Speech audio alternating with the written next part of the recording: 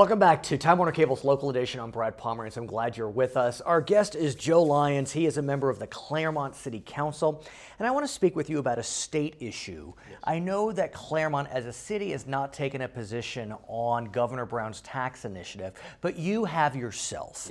Yes. What is your position with regard to Mr. Brown's tax initiative?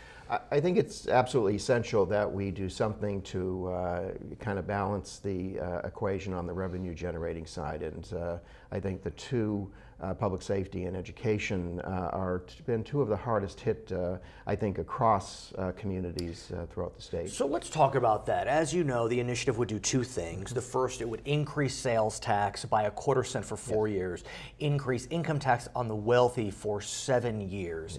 You know, we're in rocky economic times. Has the economy turned around? Probably. Are things getting better? Probably. You know, there are some that would say that as the economy is on the mend, do you want to increase taxes? How would you respond to that concern? Well, I think that if we don't do it now, there is, as we know, there's never a good time. But I think that given the impacts that the cutbacks have had on education in particular, that if we don't invest really soon in improving that situation, the state isn't going to be an appealing place for economic development and growth to occur. I want to ask you about the recent June election. As you know, there was an initiative on the ballot which would have increased taxes on cigarettes by $1 a pack. You're a former cancer researcher, so you know all about cancer and smoking and the challenges there. Before the polls had opened, the initiative was leading over 60% of the vote. But as we speak today, it looks like it's going down to defeat. If Californians won't even vote to tax cigarette smokers, do you think they're ready to vote to tax themselves? I would hope so. I think that, again, this is in the best interest of the state as a whole, and certainly communities in particular.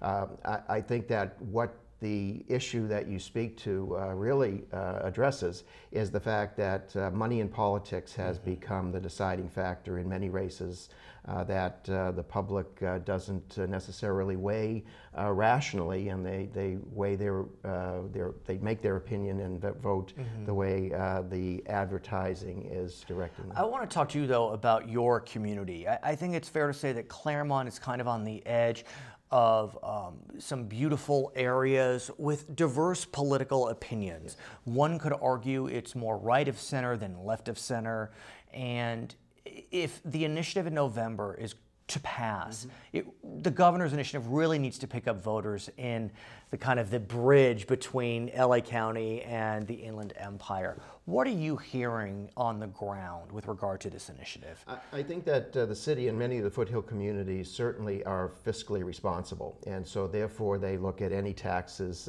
somewhat with a wary eye.